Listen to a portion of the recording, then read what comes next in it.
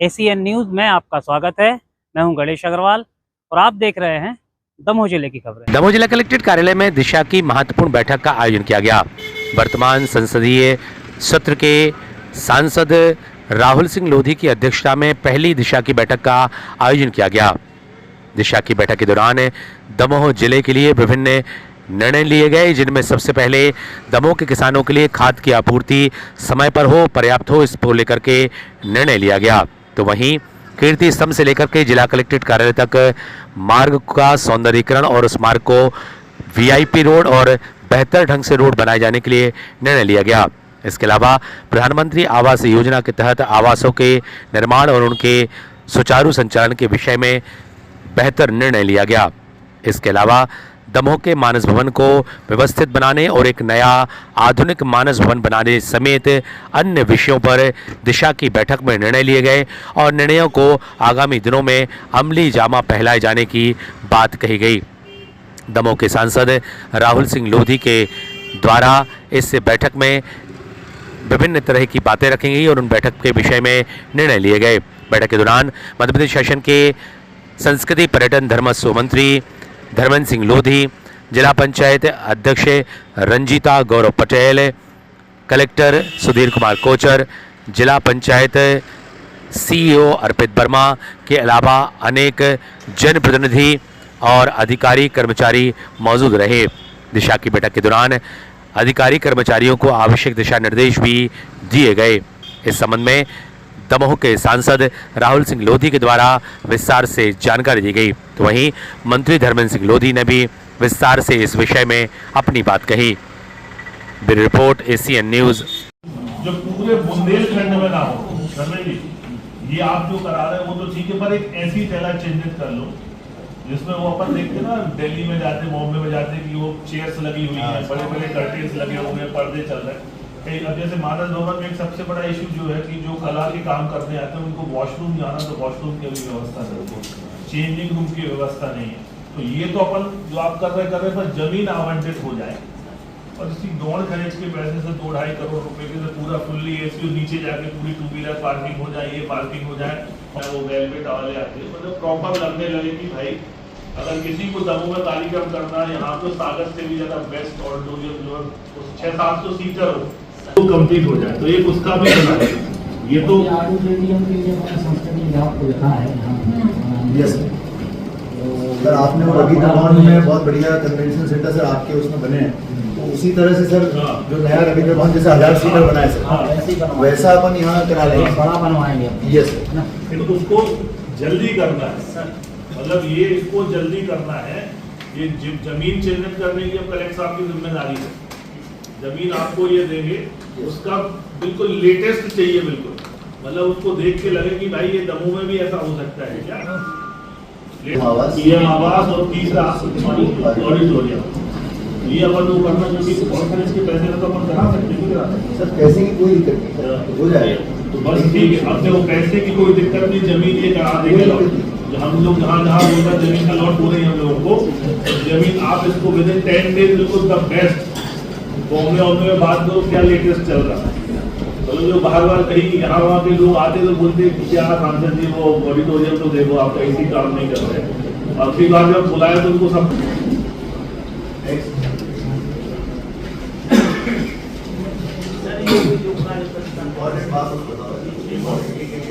बाकी ये तो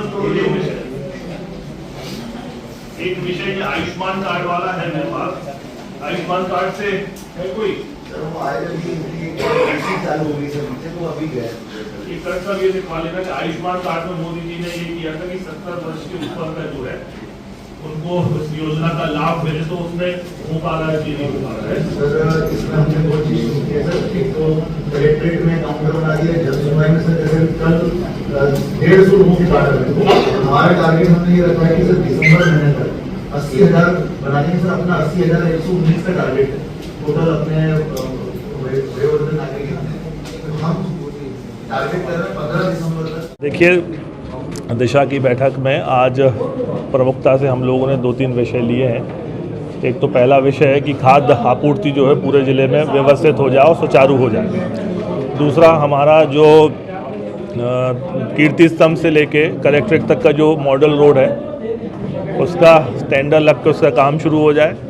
दूसरा, सीतामढ़ी जो समन्ना बाईपास पे जो प्रधानमंत्री आवास बने हुए हैं उस विषय में जानकारी लेकर उसमें दिशा निर्देश दिए हैं। और तीसरी बड़ी चीज़ आज हम लोगों ने ये तय की है कि अपना ये जो मानस भवन है इसका रिनोवेशन का काम होगा और इस शहर में एक जगह चिन्हित करके एक बिल्कुल लेटेस्ट हाई टेक का ऑडिटोरियम जो हम लोग बनाएंगे और उसको पूरा अपडेटेड करके रखेंगे, जिससे जो भी सांस्कृतिक कार्यक्रम हम लोगों के यहाँ दमोह में होते हैं वो तय समय पर होते जाएं। और जल निगम जारा विभाग की समीक्षा और सारे विषय लिए हैं, पर प्रमुखता से इस दिशा की बैठक में हमने दमोह शहर पर कंसंट्रेट किया है और दमोह का फेस सही हो जाए, दमोह का स्वरूप सही हो जाए। कुछ विषय हैं, उन विषय पे हम लोगों ने काम किया और निरंतर ये दिशा की बैठक चलती रहेगी। और मुझे लगता है कि अगले 3 महीने में इन 3-4 विषयों में हम लोग काम करेंगे जो ज़मीन पे आप लोग को देखेंगे। जैसे कि सांसद जी ये विषय आता है कि पिछली जो बैठकें हुई हैं उनका पालन प्रतिवेदन क्या आपने लिया कि पिछली बैठकों में जो निर्णय लिए गए थे वो क्या पूर्ण हुए, तो हुए तो कितने हुए?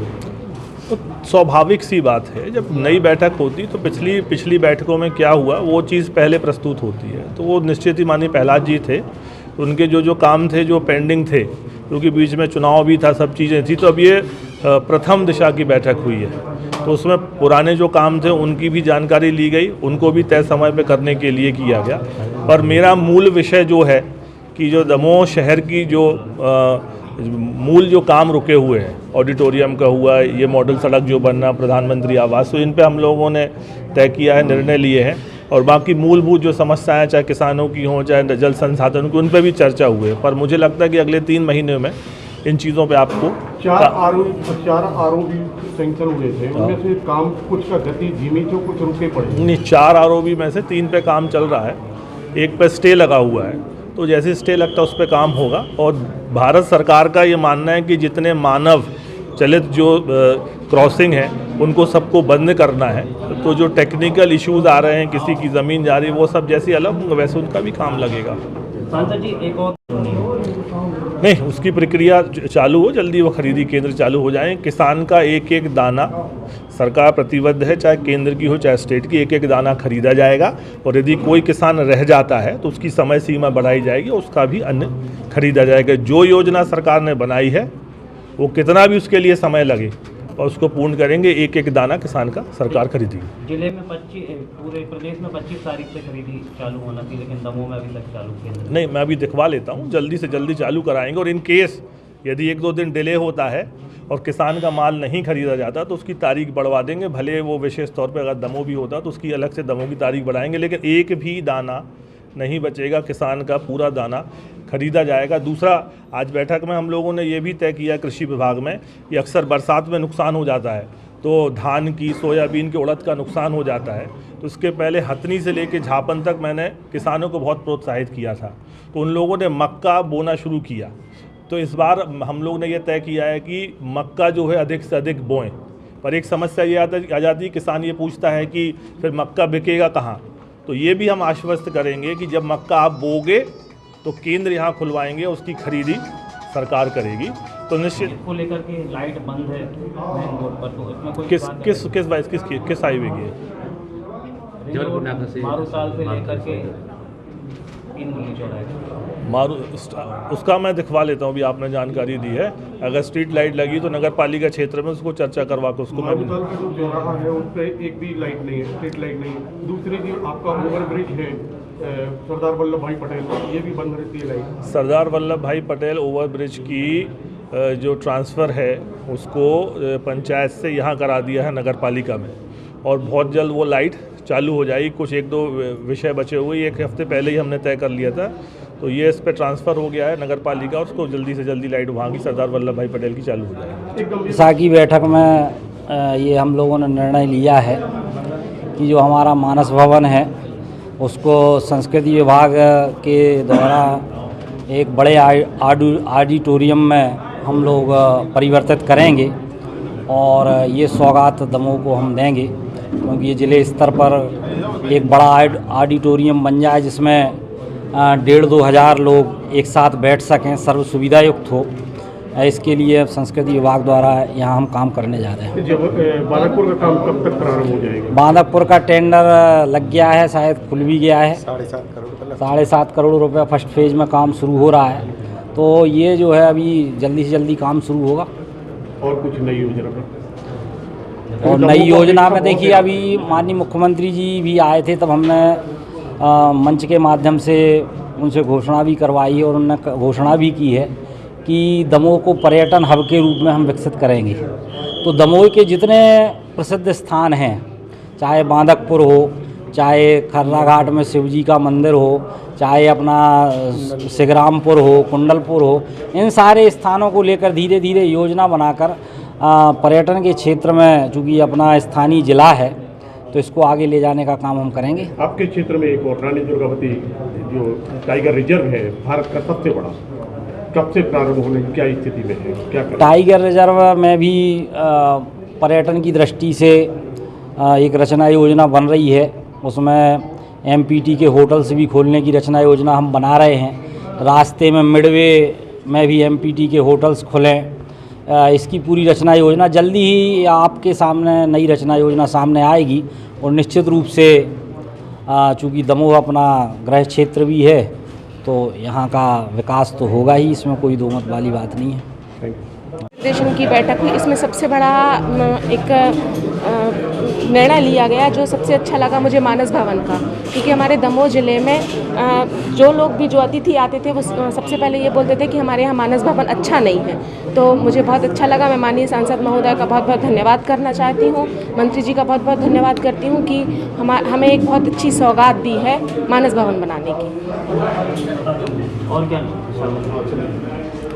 और जल निगम के बारे में बात हुई। जिन ग्रामों में, खासकर बथरिया और बटियागढ़ ग्रामों में कहीं कहीं जल निगम का पानी नहीं जा रहा है, बहुत से लोग पानी से वंचित हैं, उसके बारे में बात हुई। तो अधिकारियों से ये संतुष्टि मिली है कि जो पानी विहीन हैं, जो ग्रामों में पीने का पानी नहीं जा रहा है, वहाँ हम जल्दी से जल्दी ये योजना लागू करवाएंगे।